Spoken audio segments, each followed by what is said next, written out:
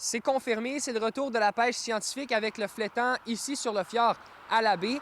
Pour la saison 2026, on aura droit de pêcher 35 flétans maximum. Alors, ce qu'on comprend, c'est qu'on prolonge le permis scientifique qui a été accordé il y a quelques années. Jusqu'à maintenant, il y a eu 65 flétans qui ont été pris sur une possibilité de 100 avec ce permis scientifique qui a été accordé il y a plusieurs saisons.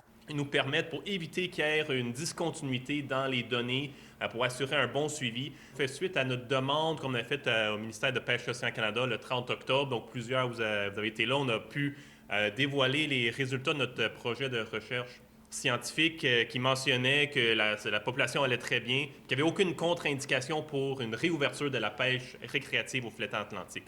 Prenez par exemple un flétan qui est pris sur le fjord en hiver. Quelqu'un est descendu ici, a pris une chambre d'hôtel, peut-être s'est acheté une motoneige, peut-être renouvelé son camion, a acheté de l'équipement.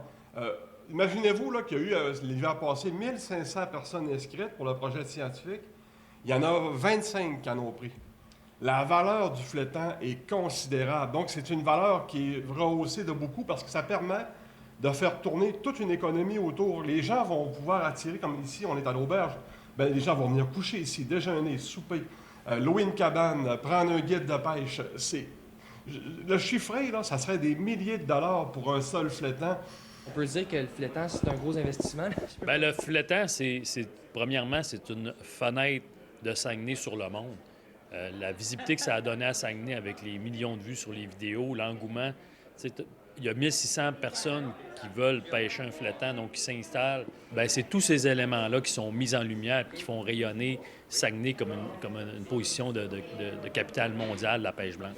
D'abord, le fait qu'on pêche le flétan sur la glace, c'est unique au monde. Il n'y a pas une place dans le monde entier qui pêche le flétan atlantique sur la glace. On a fait une étude de retombées économiques financée par Promotion Saguenay qui va éventuellement être présentée.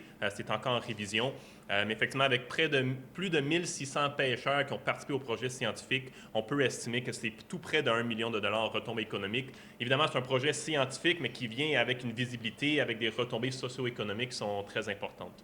Quand quelqu'un a une prise, là, on le suit pendant près de 24 heures pour voir la sortie, c'est incroyable. Le feeling, le thrill autour de cette pêche-là, on atteint des records à ce niveau-là, c'est incroyable.